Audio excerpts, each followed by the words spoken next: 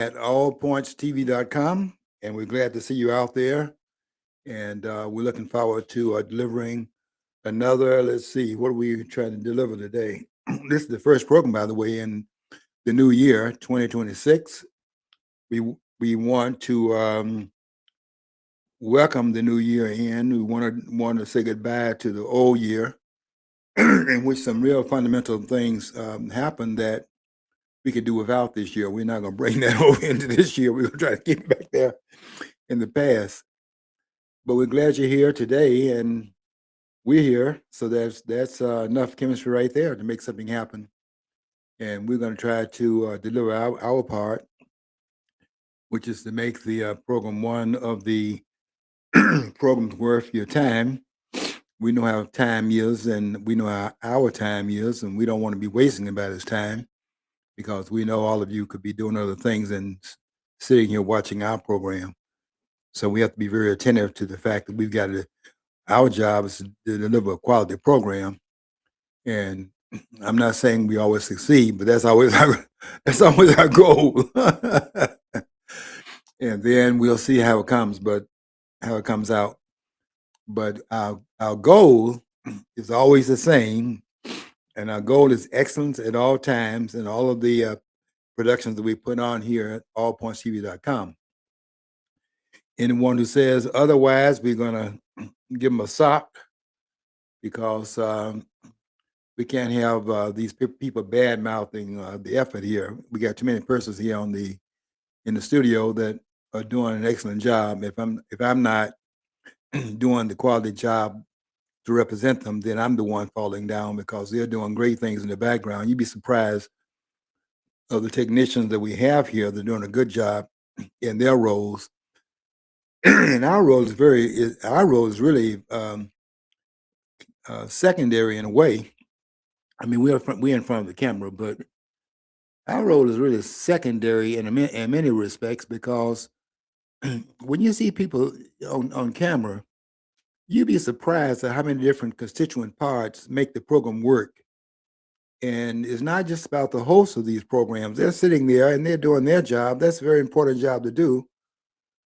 But if the technicians are not doing their job, then all that you see, visual, and what you listen to in the audio, all that's for naught because without the technicians doing their job, then all that goes down the drain. So I want to always acknowledge that it may look like the program is those that are on the camera, but I can tell you at allpointstv.com, I can't say what it is at the stations I watch. There's only two stations I actually pay attention to and watch with any kind of longevity. I kind of run through a lot of stations. I may stop for a minute to pause to see what they're doing, keep going.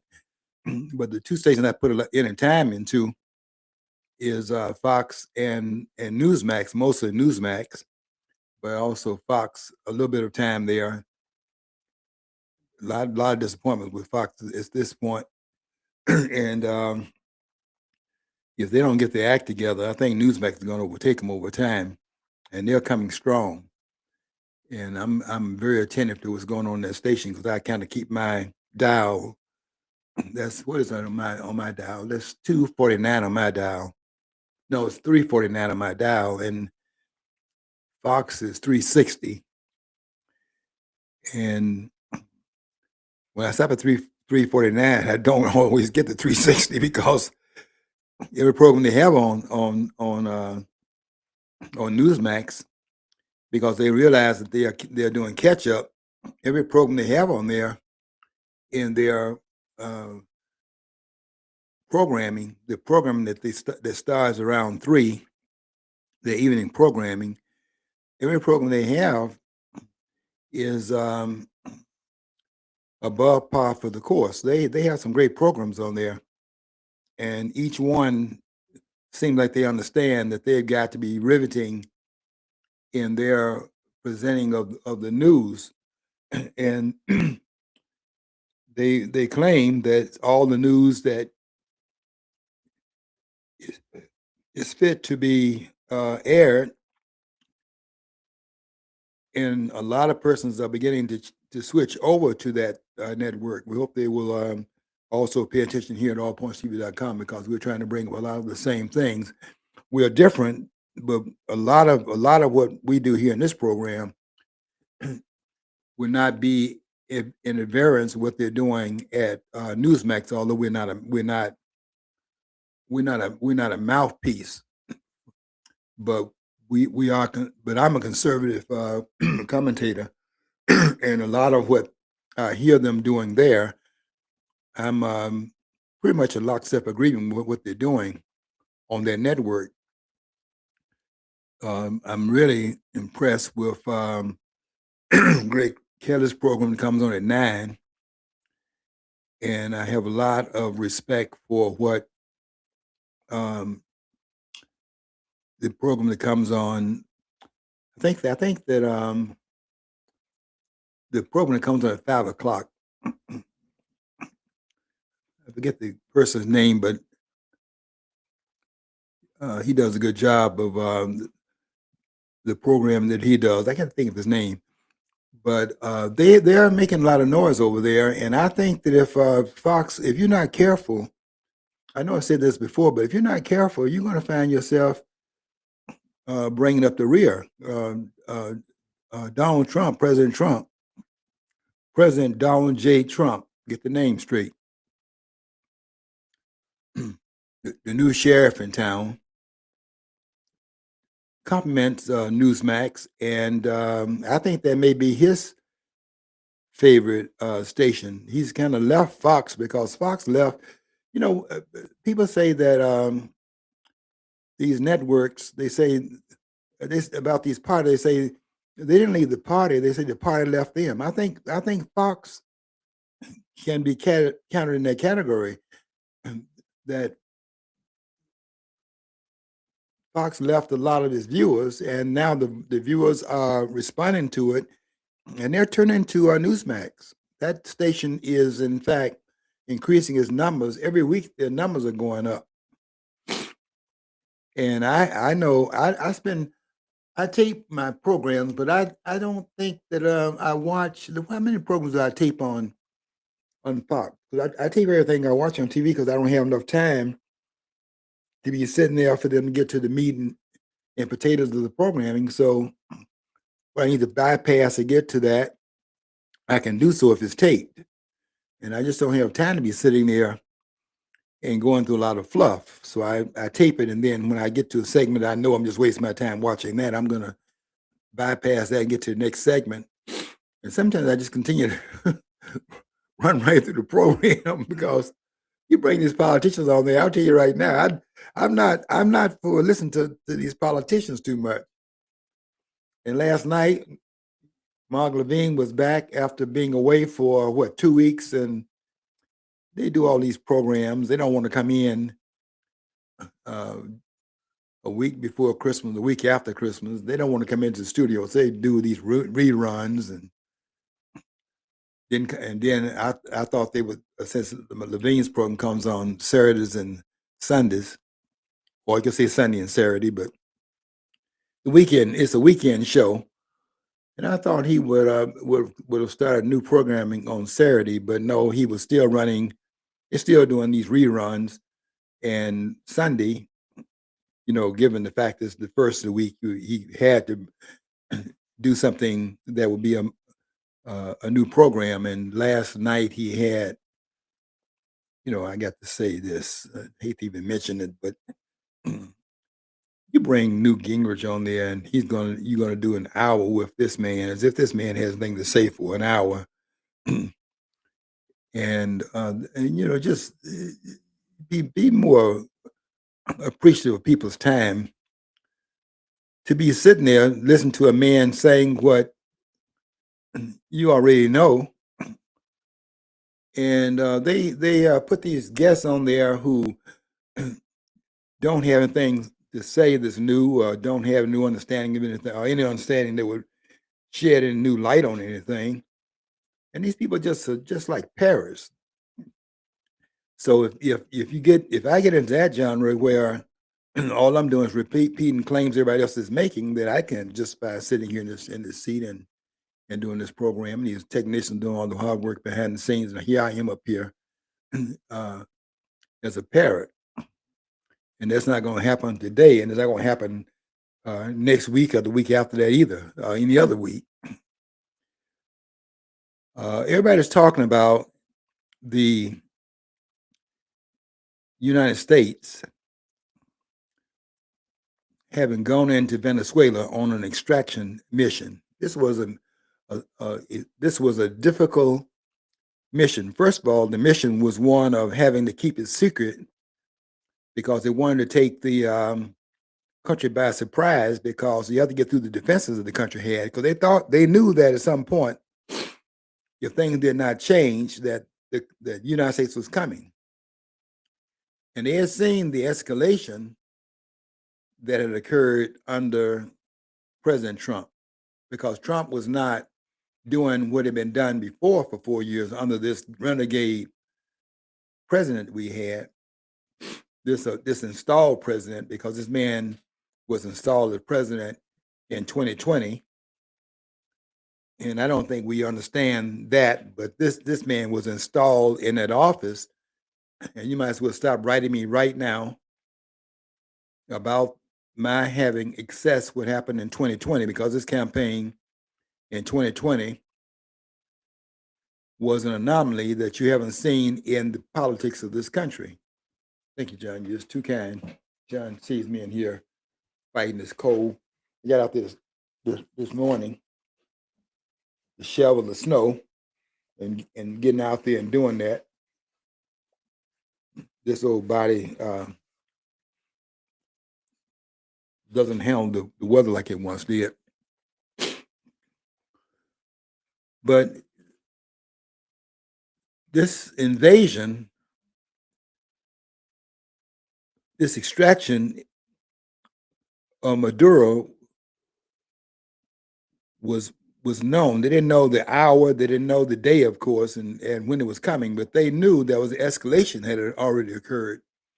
They knew this was not business as usual. And you knew something was up by the fact that they began to blow those boats up out of water. They claim these were fishing boats, but anyone who fish know that when you're out there fishing, go and ask these fishermen, the ones out there that do the fishing for a living, but just anybody that does any fishing just on the if they're not doing it commercially, just doing fishing on an individual and routine basis, we're just out there fishing. To ask them if their boat is speeding through the water. The boat doesn't move. The fish are the movement is by the fish. You park the boat somewhere, because if you're moving the boat, the fish gonna scatter. And so these boats are speeding through the water, and they talk about they out there fishing. These boats are loading drugs up. And Donald Trump had ordered the military, as commander in chief, he had ordered the military to target those drug boats, those boats transporting drugs, and he had ordered them to be targeted. And they put these,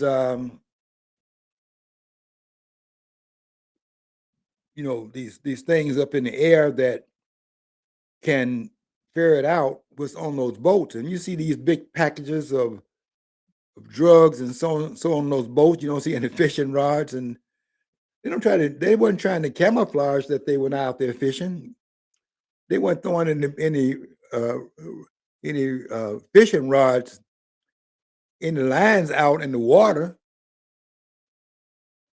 And before you knew it, pow. And it was saying that they didn't give any due process of law in terms of blowing the ships up. Yeah, that's the escalation I'm talking about. And the escalation was long overdue. And the due process was the fact that they were blowing those boats up because the due process was overdue. They didn't have to go and get a court order to stop that which is injuring the country, because that's what the commander-in-chief role is to protect, takes an oath to defend the Constitution and the people of the United States of America. That's his job. And I have to tell you, when I was saying in the past, and I think a lot of persons have now caught up to it, not that they took the cues necessarily from here, but I certainly was one of the first ones out there pointing it out, the anomaly that you had in 2020. They didn't want Donald Trump in there for another term. They saw this man was in fact stopping a lot of what benefits them in what their interest is. And the interest of politicians, quite frankly, is cut and dried, simply reduced to one thing, and that is being elected, and then when they get in office, getting reelected. That's what the interest is. And the Somalians have figured that out. As long as they have a power block like they did in Minnesota that stays in the hands of the politicians, then they pretty much can go and do what they do. And they didn't come here to, in fact, improve anything. They came here to get on the public dime and make use of their presence here on the benefit of being a part and being involved in, included in the welfare state. And that's the attraction that brings them in here. And they have figured out how to milk this this cash cow. That's what they're doing. And I wrote about this back in the day. I was saying very early on. I was saying in 2020, I was pointing out after I had already predicted what was going to happen in 2016. I saw the handwriting on the wall in 2016. I was one of the first ones, I think, to get online and say this election in 2016, Donald Trump is the 45th president of the United States, not Hillary Clinton. And I was saying that in the midst of all these other voices out here saying, certainly what Fox was saying, Megyn Kelly was one of them. She was one of the ones had a ghost look on her face because she's one of the ones that had pretty much gone with this idea that Trump was going to be buried in the election of 2016. And when he came out around 10 o'clock, and really it was before that, the patterns were clear even before that, but they're trying to cover the patterns up. But by 10 o'clock, it was very clear. There were too many holes in the network, and the blue wall that was supposed to be impenetrable had been penetrated by Trump. And they tried to hold it off because they thought the trends would change based on the narrative. When the narrative could no longer be hidden of what they were saying from what they had been predicting, they had to begin to come out and talk about how that wall had been penetrated. And before you knew it, Trump had the 270 electoral votes that he needed. And I think he got that year 300 and I think it was 306 or 312 electoral votes. He needed 270 to become president of the United States. And I had said that morning, I said, Donald Trump is the next president of the United States. I will also say that I was one of the early members of the reporting staff in the country that pointed out this anomaly that you cannot, that was, as a historian and having some understanding of elections in this country, I just go back to what would have happened given the prowess of the greatest president this country's had, and that is without a question, George Washington is this country's greatest president. There's no doubt about that. All you guys out here slacking, you slackers, you're gonna fall in line behind that. You can no longer sustain this Abraham Lincoln facade you've been trying to carry in front of the public because you have an agenda. And I'm gonna be honest, my agenda is to tell the truth. And these persons that are setting these claims, they can't validate the claims. They just make these claims. You throw mud out there and see what sticks on the wall. You can't say that Abraham Lincoln is the greatest president this country has had. You got to get off that. And so when I was saying that the greatest president was the greatest president is George Washington, and that will never change because George Washington set the mold for the presidency when no mold had existed anywhere on the planet because we never had a president of a country before. You can go in there and say in your classes that George Washington was the first president of the United States. George Washington is the first president in the history of the world. There was no mold, and this man had to set a mold for it and define the office because none existed before him.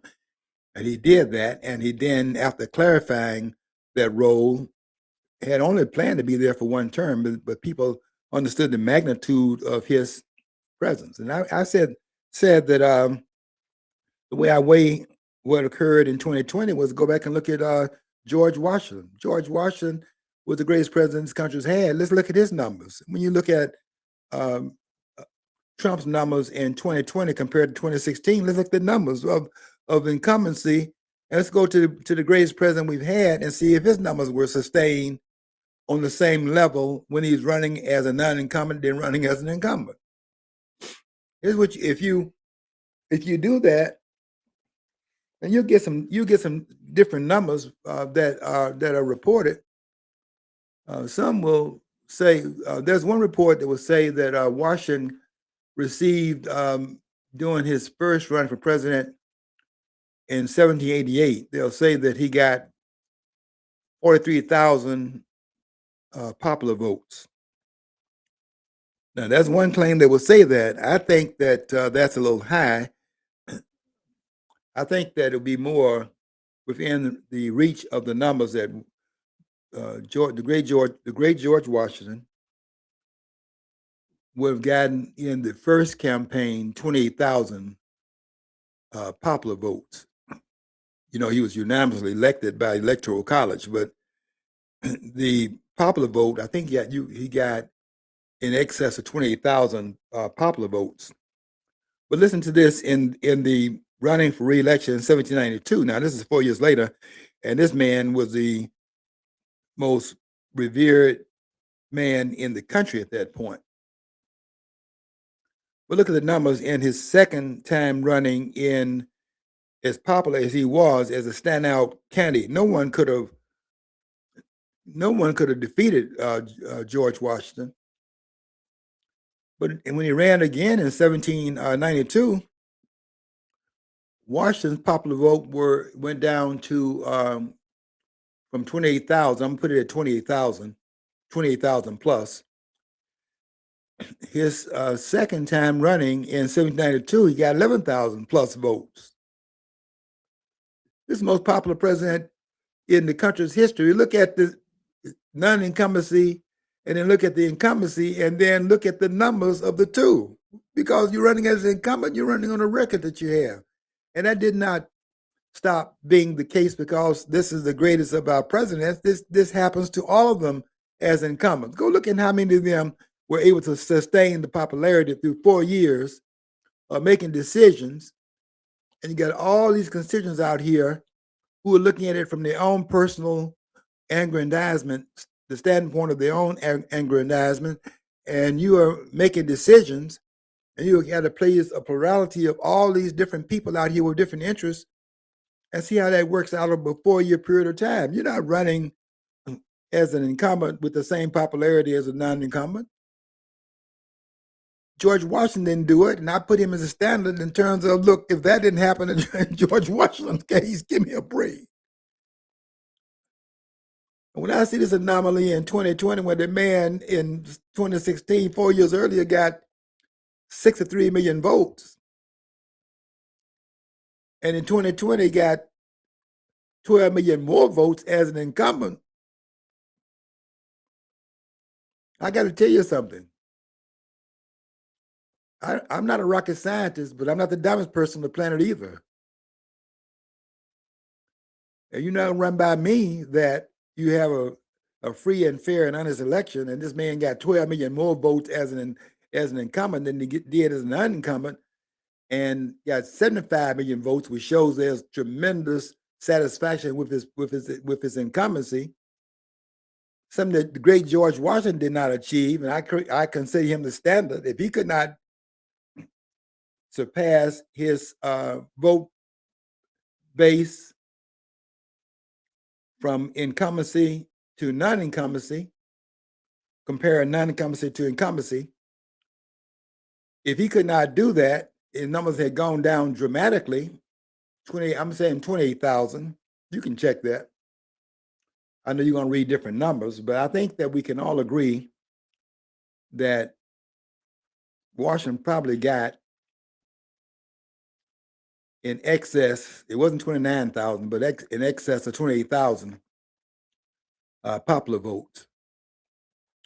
And then it went down to in excess, it was less than 12,000 popular votes in the following election, when it would have been reduced by more than half. This is the most popular man in the country at that point. But look, the numbers haven't gone down. And then the anomaly was that Trump had come out of the blue and was running as a person that had no military background, that had no political expertise and no office he ever ran for and won in the political arena. And that's threatening, because then it tells us on the outside the power that we have in our hands to decide who we want as our leaders, and we don't have to choose these scoundrels. That's what I call them. Scoundrels is in there.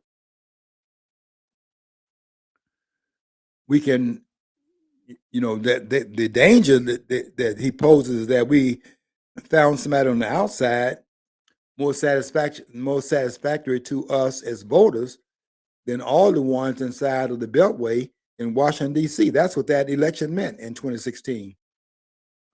We found somebody that was on the outside that we brought in. We brought him in there against the will of those that were the power wielders of the system, and we brought him in there and made him president. And then, because he didn't have any corridor of power within the vestiges of that which already was the established order, but he had to create another order through which he would actually have the basis of his power. The people of the United States, that's a novelty. Basing his power upon the people of the United States, we the people of the United States. And to have done that was absolutely threatening, and they were frightened by that, with that proposition. This man had not come through the process they came through, and he is creating a different pattern than what they represented. And that's a threat, because it shows you that we don't have to follow that pattern, because it's been a pattern in the past. We need to do. Sometimes you got to break outside the box and do something different. And he did that. And that's what they're scurrying. That's what all this scurrying was about. This is a shock. It never happened before. A man with no military background, a man with no political background. I mean, other than the fact he was dealing with politicians as a businessman, but he had not run for an office before and won an office. I don't think he even ran as president of his high school graduating class.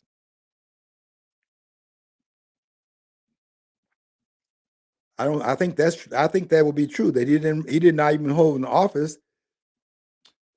There's no record of it. I've not read any record of it. So the man had not thrown his hat in the ring. They were asking him all the time, given the talent they saw in him.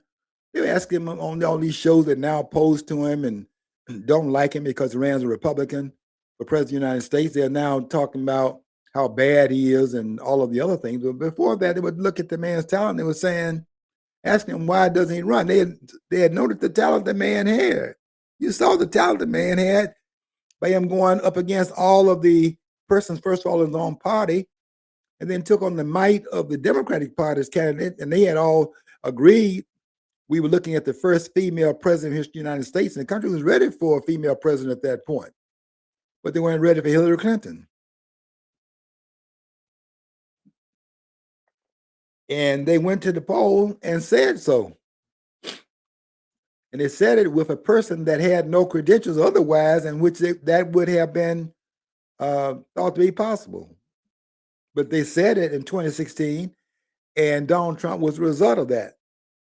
They had their mouth open. I go back and watch there once in a while just to watch the startled looks on their face. They were stunned. They were talking about 40 some odd electoral votes for Hillary Clinton. They were saying Donald Trump would be lucky if he got 100 electoral votes. And he got 308 to 312 electoral votes in 2016, and they were, all of them, the whole network, all of the person, all the pundits were absolutely, they had egg on their face. They were absolutely stunned.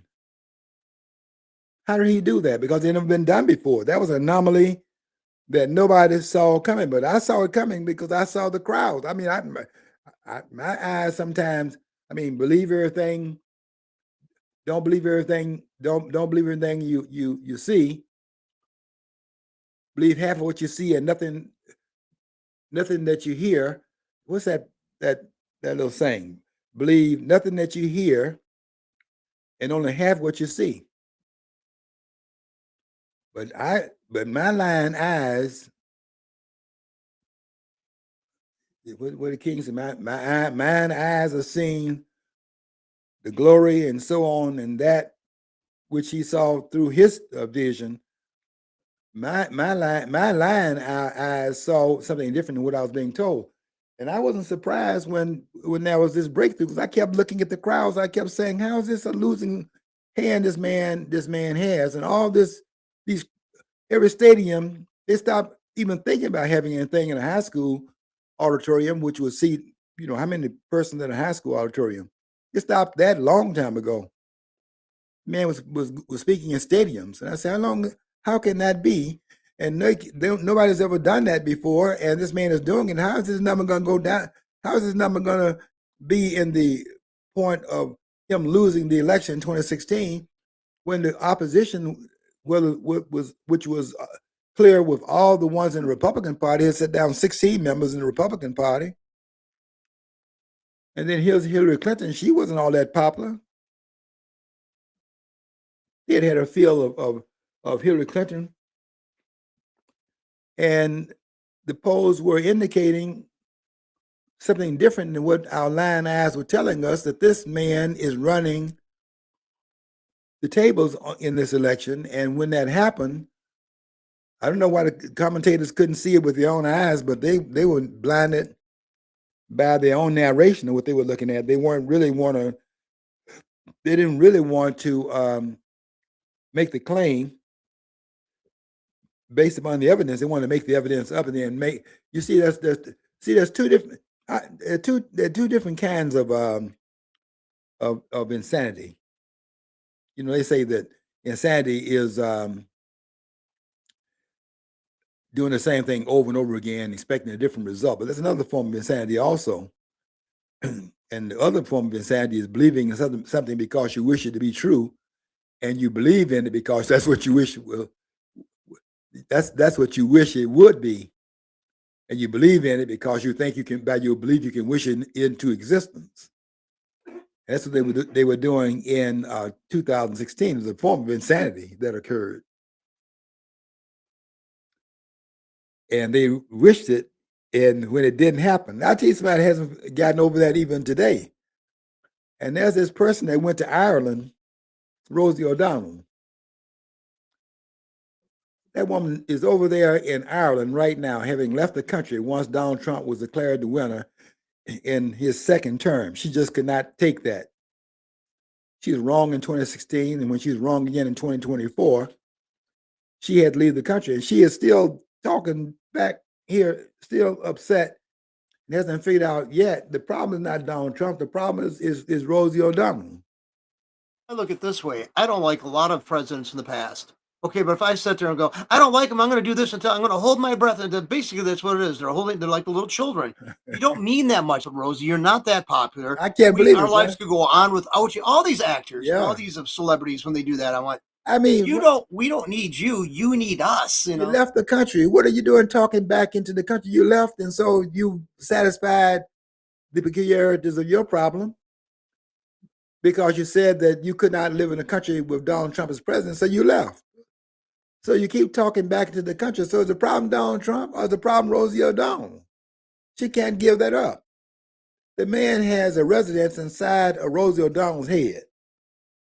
Laughing about it. I mean, and that's what, and I can understand Rosie. I mean, when Clinton was president, I hated the guy. Okay, I really did. I thought he was the worst thing. I knew he was the beginning of the end for the country, and I was right, progressively. And but but what am I going to do about it? I mean, I worked myself into a lather over nothing. They don't care. They're not going to. And it's like basically you're beating your head against the wall. You know what I mean, and the thing is, she thinks she's getting people's support her position. Well, she's gone, and besides, she's not that relevant anyway. She hasn't been in a good movie in years, Right. whatever. And that's all she is, an actor or actress or whatever. I think that she got over there, quite frankly, and found out that the grass was not greener that over there that she thought it would be. And her discontentment is that she is relating it back into the past. Her perspective is being colored by her reason for going over there, but she didn't find what she went there to see and get. Otherwise, she would be embracing that and having just simply forego. You just simply forego that which you left because that's now past and it's proven to be correct in the decisions you made. But if that were the case, why is she holding on to the decision? If it's the correct one and she went into what she thought she'd run into on the other side, the grass always green on the other side. She went on the other side of the fence and she found what over there? She should be talking about that. But I know she's never on camera talking about that. She found this, she found that, and she's happy to she. I don't hear that coming out of her voice. And Donald Trump is still moving in the direction he told us he's going to move into. And if the man is in fact doing that what he says he's going to do, then what's the complaint? The reason why he was reelected, the reason why he's been elected 3 times for president, and he was elected in 2016, 2020. Yeah, I make that claim. He was elected 2020 also, and he's elected in 2024.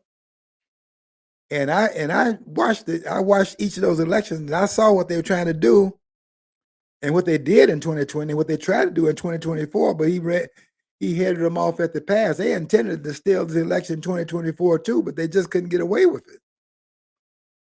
There was too much glare on the election. There was too much of a. They would have had to expose the system is corrupt, but it's been exposed anyway. Look at the corruption out there now. And Donald Trump did something that has that dandruff up because this was an extraction campaign in terms of going into Venezuela to extract Maduro out of Venezuela, and it ran smoothly. Not a single American life was in fact lost. And they're not jumping over the fact that this man was violating some canon of law, international law, or national law. Certainly not national law, which I'm very much aware of what the law is there. That's my area. And those that are talking about international laws, this country does not operate upon international law. It operates under the Constitution of the United States. And if anybody is going to claim that the president is acting outside of the Constitution of the United States, then they got to do a lot of explaining here because the president is assigned by Article 2 the role of commander in chief, which means there's a civilian executive office holder, the person who's elected president of the United States of America, the person over the entire country, the only office holder who can make that claim because the senators are not that. The members of the House are certainly not that. The president is the sole solitary head of the government, and they made that person, not a committee, they made that person the commander in chief. And all these pundits are talking about there was a violation of this and a violation of that. They cannot make the claim based upon anything in the Constitution of the United States. And they all have misread Article 1, Section 8 of the Constitution. They've all misread that when they, because they've all gotten off. I mean, everybody in the country has gotten off. I'm correcting everybody in the country on this one, all of them. In Article 1, Section 8, where it says at the beginning of that, Congress shall have the power to declare war, and they've taken that and run with it as if that is the canceling out of the commander-in-chief role, because that's the goal, that's the given that the commander-in-chief, if he's the commander-in-chief, through a separation of powers, it's a given that he, the commander-in-chief, can operate upon the war powers of the country because he is the commander of the armed forces. If he cannot do that, he's not the commander, is he? But why did they put that in the Constitution of the United States? I want to tell you not only why they put it in there, but how they put it in there. You scholars, have you looked at this carefully? The answer is no, because these persons do not understand the Constitution of the United States. They can claim what they want to. I listen to them. They don't understand this document. Dershowitz and the rest of them.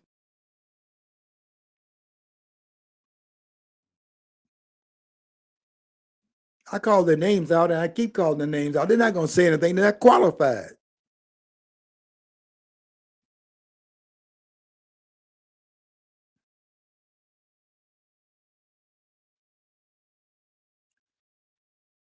You let them come into, give me a break.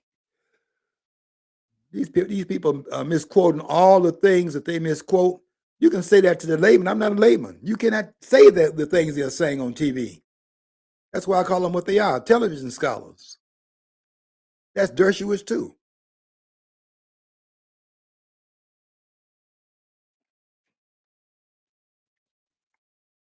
There's no violation of anything here. And they want to claim that they are disgusted. This is what they want to claim now, that they're disgusted because the president did not inform this is Hakeem Jeffries now, the minority leader of the House of Representatives. And Schumer has gotten a little quieter as the minority leader in the Senate, but he's in there chomping at the bits because he was not, they did not call him up and give them some grandiose role in knowing ahead of time. And they're mad because to dismiss them is to show how irrelevant they are. That's what they're really upset about. The man, someone dismissed them as having any role in anything. And that's a dismissal that they deserve. But the dismissal came out of the fact that if he had told them, and you're talking to these persons in our government, because why did he in fact not inform them of a secret mission? Because I'll tell you why he did it. Because it doesn't remain a secret if he tells anybody in Congress, because the members of Congress are the ones in our government that are involved in treason against this country. I'm telling you what they're doing. We have treason inside of our government. I'm not going to pull in the punches on that, because in looking at this and seeing what they're doing and what has been going on for a while in this country now, it's very clear that we have people in our government that are creating sedition in our government.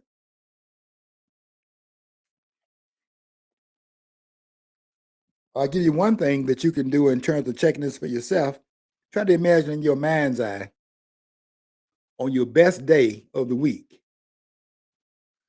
a member of Congress in the Democratic Party, and that can include John Fetterman, the only one in the Democratic Party really that's sane.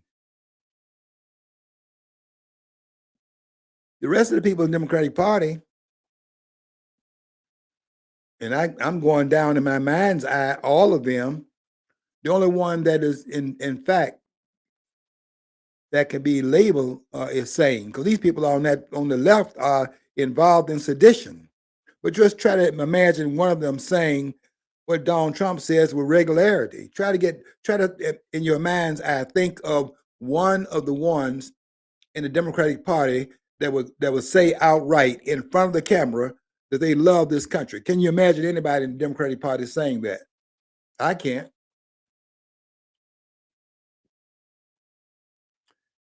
And I'll tell you this: not one of them has ever said it.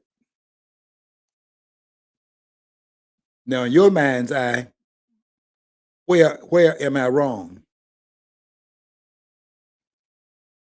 Those words don't come out of the mouth of any person in the Democratic Party, and they are a disloyal, they are a seditious party, and the sedition comes out of the woodwork.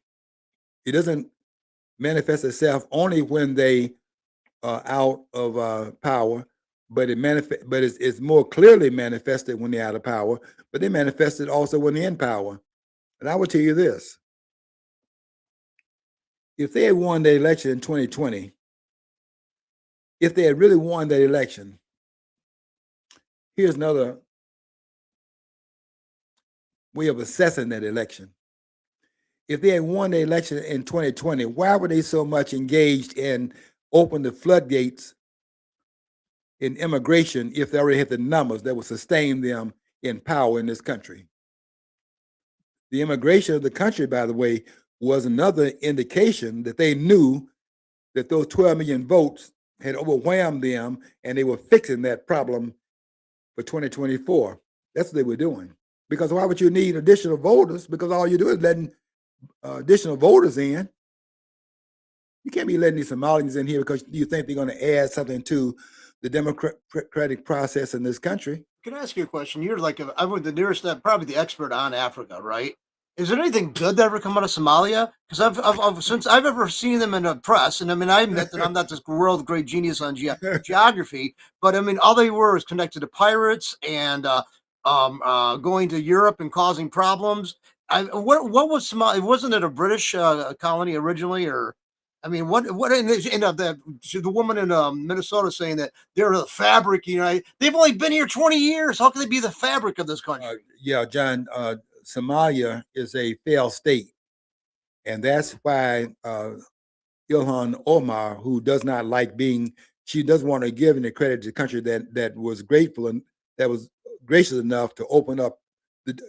We got to stop being so gracious. Her family was a political family in Somalia, and they got pushed out of there. She fled there because they're basically, I think they're next on the chopping block. That's why I would have read it. They're not going to like me having to say based upon our having made that mistake, letting this immigration entry into this country without being vetted. They're not going to like this, but this just gives more credence to the understanding that we need to pass an additional amendment that adds to what is found in the claims for running for office in the United States. We got it for the president in terms of the you have to be a natural born citizen and the requirements is in Article 2 of the Constitution. But we don't have that requirement for the members of the House and members of the Senate. But we need to have, because I've been in 25 countries, and I will tell you that I don't notice anybody, and I've been in countries where they have you come into the country, you don't get no benefits by coming in. You come in and make your own way. So all you could do is come in and add to the country, but you don't come in and I don't know of anyone in a country I've been in. I've been in 25 countries, I think, altogether for any period of time. And I don't think I have been in one where there's somebody in another country that holds an office in that they're not born in that country, but they hold an office in that country. I can't name I'm going through my mind's eye right now, but I will tell you that I don't think I didn't ask the question. I didn't do the research when I was there, but I don't think that they, based on what I could see, and I've been in countries where they're trying to glue together the constituent parts and things like that. I was in South Africa and I saw a lot of gluing of different ethnic groups that were there, but they're all South Africans in the South African government. But yeah, they have to recognize all the different indigenous groups in South Africa and give them a piece of the pie to keep the calmness in the country. But I don't. There are no Mozambicans in the government there. They go to work, but there are no Mozambicans in the South African government. There are no. Somebody sent me a video today, and they had this president, uh, this woman that's now the president of Namibia, and she was sounding a lot like the greatest African leader on the continent right now, which is this person named by the name of Ibrahim Traore, making a lot of noise in Africa. I was there last year. I've been on that continent 20 times at least. I probably visited that continent more than anyone in the country, and have established ties um, more so than most of these persons over here running their mouth about it, like Umar Johnson and some of these other race hustlers. That's what he is. Umar Johnson's a race hustler.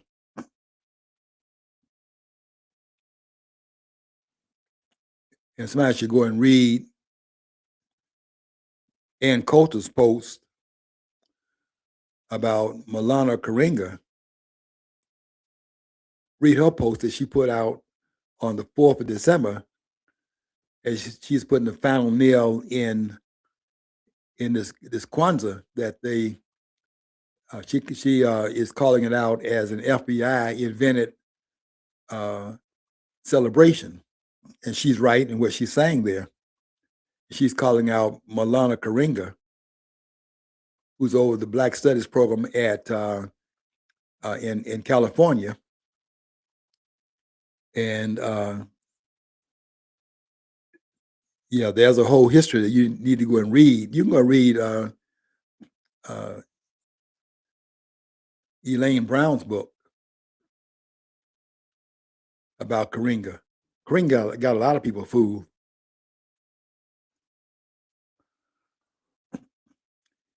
And she go read Ann Coulter's article. I was using an article a day to go after these persons that are coming out claiming how they were so hurt, they weren't contacted, they were not informed, they're part of the government, and there's Trump didn't even tell the members of the House and members of the Senate, as if you can talk to uh, Charles Schumer, who's the minority leader in the Senate, or Kareem Jeffers, the minority leader in the House, and you can tell them anything and it wouldn't get back. You're trying to keep a secret, you can give it to them, and they're going to mouth it all over the planet, and it wouldn't be a surprise anymore. And the mission would have failed, and they would have celebrated the fact that it failed, because what they don't want is this man having a resume that would stop them. And this is really what this is really about. When they're making everything about Trump, Trump did this, Trump did that, never any positive things about what this man did. Nobody in the Democratic Party, not a single one, was saying how difficult that assignment was, and to extract it out of that country, this man, when they knew that they had to protect this man, Maduro, from being extracted from that country. The man that moved on a military base.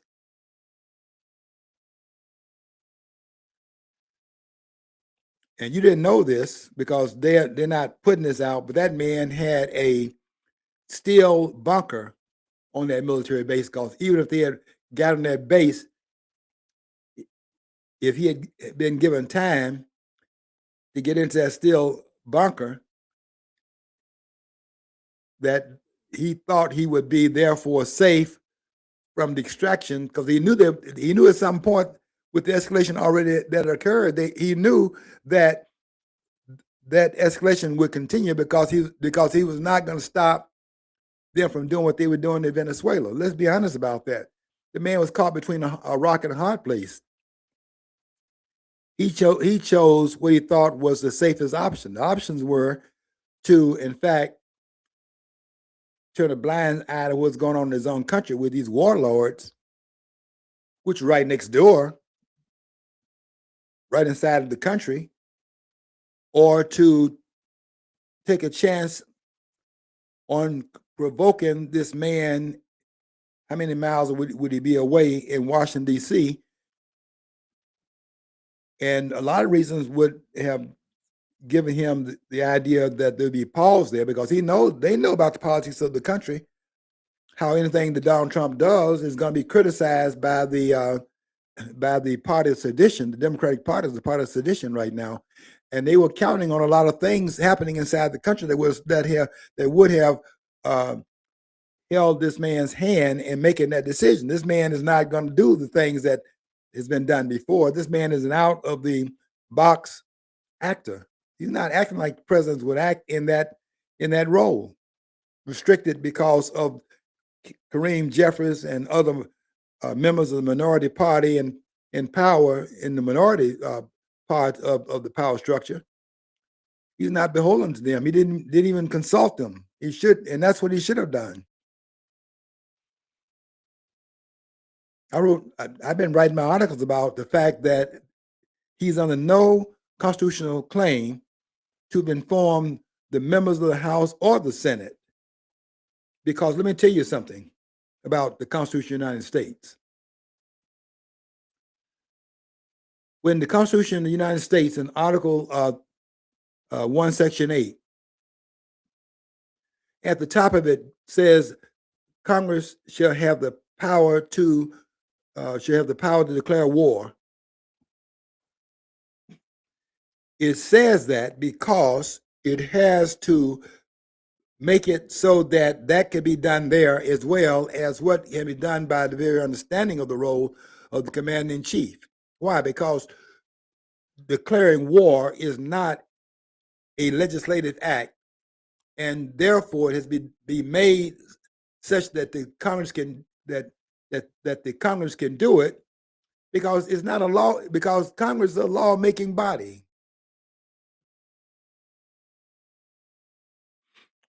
And so it makes a statement that it can do it, but what it does not do, and you scholars, do you agree with this?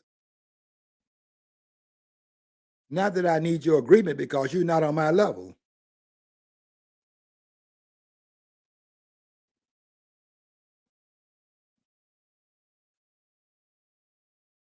It doesn't say in that particular part of the document what it says in Article 1, Section 2, Clause 5, and what it doesn't say what it says in Article 1, Section 3, Clause 6.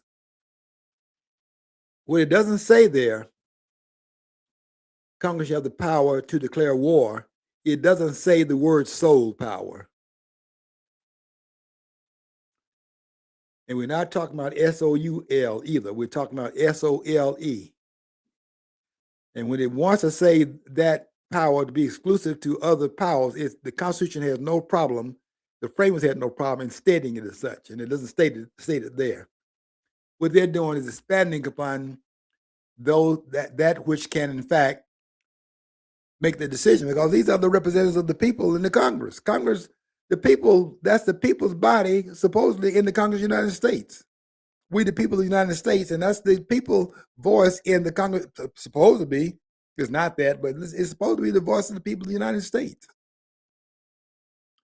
You probably noticed in the Constitution of the United States that if the members of the elected body would not call a convention to where we can revise the Constitution. If you want to have a revision of it, you have to have a convention, but you're waiting for the members of the government to do it.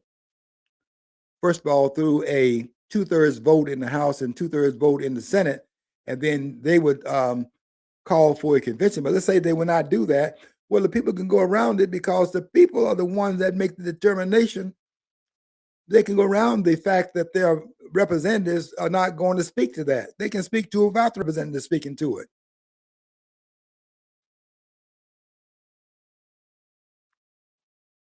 There are 4 ways in which to amend the Constitution, and only 2 of those ways involve the House and the Senate. And the House and the Senate can't ratify anything in the Constitution.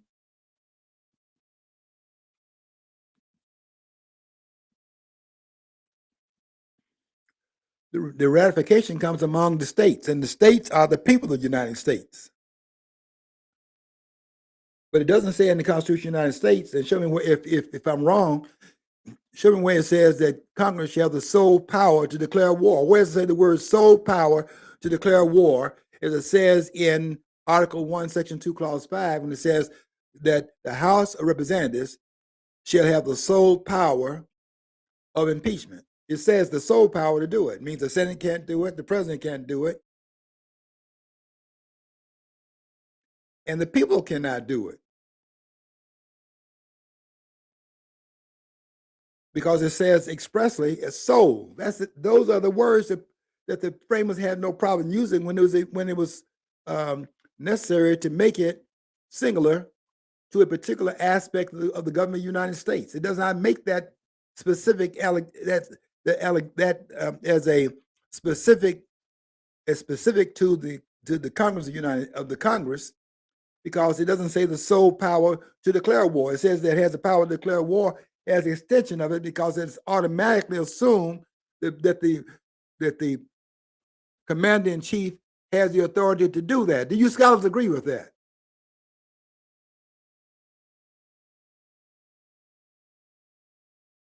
And I don't ask for your agreement.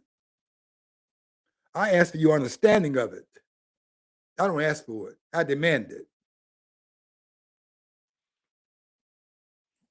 And I don't hear anybody on TV saying that. Nobody on TV has said what we said here at the studio, which was that this idea that the Supreme Court should have the last word in what the Constitution reads. Tell me where it says that in the document. These courts telling the President of the United States what he can and cannot do. Lower courts ordering the President of the United States around. You gotta be kidding. James Boasberg, this hollered in New York when the president had ferreted out of the country those persons that had no right to be here and have no rights under the Constitution because they broke into the country. There's no due process. You get them out of here. They have no legal right to be here, and they don't stand on any legal claims in this country. The Constitution is not written for these persons. We, the people of the United States of America. And they're going to act like they have due give me a break.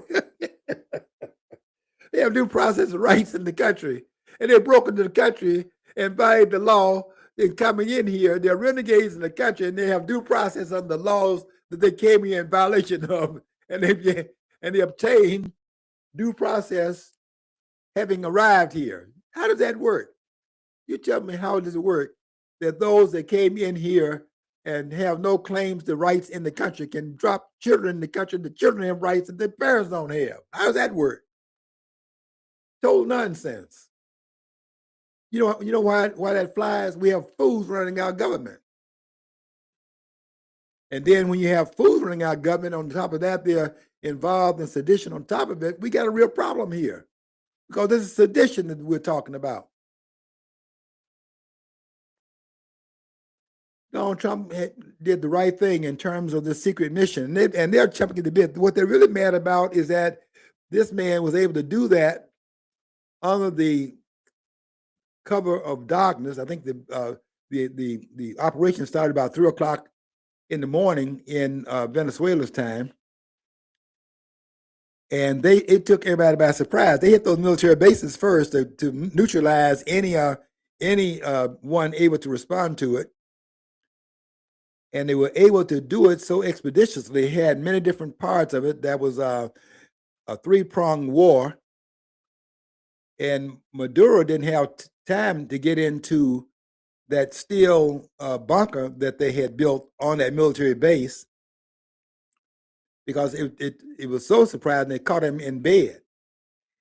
But even if he'd gotten in there, it would not have saved him from being extracted from the country because they had steel cutters when they were armed with everything necessary to get through any barrier they had to bring this man to America for justice in the courts of the United States.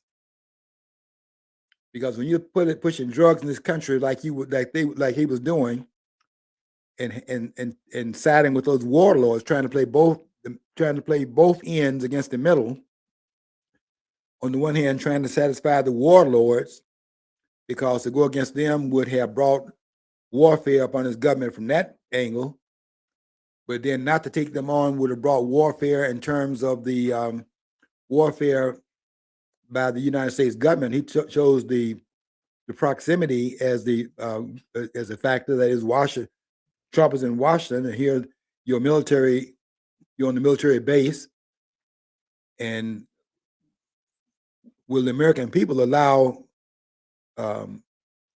They thought it would be some bloodletting that would have occurred, and with that, over time, have done what happened in Vietnam. Because in Vietnam, what they did was just stretch it out so that the vilification of the people would have risen up to act as a deterrent to the continuation of this war. That's why Johnson couldn't run again in '68, because they had, in fact, come out in so much opposition to it that he lost all credence in running for. He was eligible to run for another term. He had served less than 2 years of candidate's term, so he's eligible to run again, but didn't run because the people that stood him down and being out there in the street, and they were expecting that this would be something of a deterrent to keep Donald Trump from acting. That's what they were counting on. But they studied long, and they miscalculated, because this extraction was done with such precision. This has been planned for a long time. This was not something that was planned overnight. This was planned for a long time.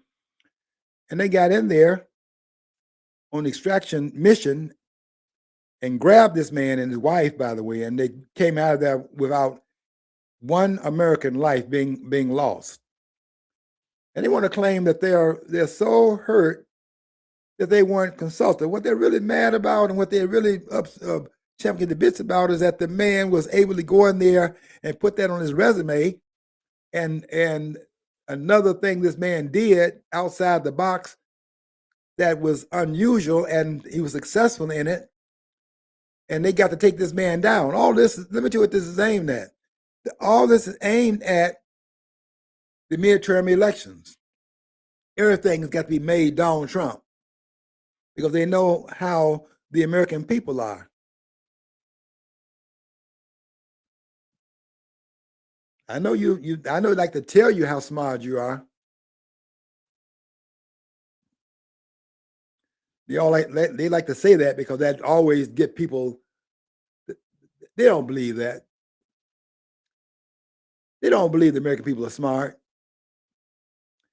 And if they believed they were smart, they would not be telling them the things they're telling them. Nobody that would be as smart as they say the American people are, nobody that smart would believe the things they're being told. They wouldn't believe that you could have a virus, for example, escaping out of a lab 6,000 miles away in China, and all the people in China not dying from it, but over here it's concentrated in our environment. You got to wear a mask. Give me a break. You got to wear a mask in this country for 2 years because a virus escaped from a lab and is poisoning the air all over the globe. Nobody would believe that if you have an intelligence.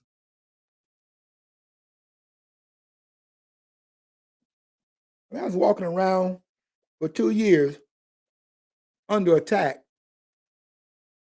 just by going to the store, because I'm the only one in the store. Maybe I think I ran into one lady in the store that wasn't masked. I went over and asked her. I said, "I see you."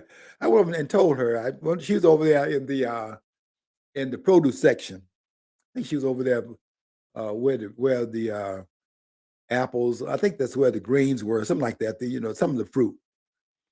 And I went over there and said, I said to her, "I can see you're not falling for the okie doke, and uh, you're not falling for this charade. That you are endangered by this virus that's out here." And she asked me. She said, "How did you?" Her response was, "How did you know?" Well, I tell you how I knew. She was the only one in there except myself not wearing a mask. I was surprised because I'd be in those stores. I'd be the only one not wearing a mask. They all looking at me. They want to look down at the feet they'd drawn on the floor to see if I was in there standing 6 feet away. And when I was within 4 feet, maybe 3 feet, boy, they were really upset. One person told me, we just having a conversation, just talking, and she wants to tell me she's angry because I'm too close. But when I was in that store that one day, and that person was in there, and I wasn't buying the nonsense, I was shocked to find somebody else in there doing the same thing that I was doing, and we're not in there like you're going to die by breathing the air, which is everybody got to breathe the air in order to live. And they done told us the air was poison. They had convinced people the air they had to breathe to live was in fact killing them if they breathe the air. You got to be you have to be pretty. I have to say this. You have to be pretty stupid to believe what they were being told for 2 years. People going there wearing, and some of them are still doing it today. They're so brainwashed. I mean, I couldn't believe they could get that across. Maybe when it first comes out and you just haven't thought it through. But not to have thought it through for 2 years and still doing that 2 years later, that was really something that was too much. So the president did a successful operation, and all of the ones involved in sedition are mad, not because he didn't consult them. That he didn't consult them because he couldn't consult them because otherwise the secret mission would not have been secret anymore because they would have blabbed it out. It leaks everywhere in the government because we have sedition in our government. He didn't tell anybody. And that's why the mission was successful, and that's what they're really mad about. He pulled it off without anyone losing their life in the United States. And this man will stand trial, and he will stand up in front of the world as a statement to be made about those who think they're going to do business as usual in this country. This is not business as usual. This is Donald J. Trump, the president of the United States, the man that came out of nowhere and became president of the United States in 2016. Got 12 million more votes in 2020 and won that election, and came back after they told him he lost the election. And he left the presidency smartly. Left. They thought he would fight him over it, and they were going to get him and incarcerate him for having done that. He left smartly, but then came back, and they weren't ready for that, and came back in 2024, and they couldn't deny it. And that's why he's president of the United States right now. And he got 3 more years of that, unless they can stop him. And they intend to come at him in 2016 by just simply making everything about Trump. Okay, I came to say a lot more, but I said a lot of what I wanted to say. I'll say a lot of it next week. We'll finish it up next week. Until next week, I want you to follow your dream. If you don't follow your dream, you'll never know what's on the other side of the rainbow.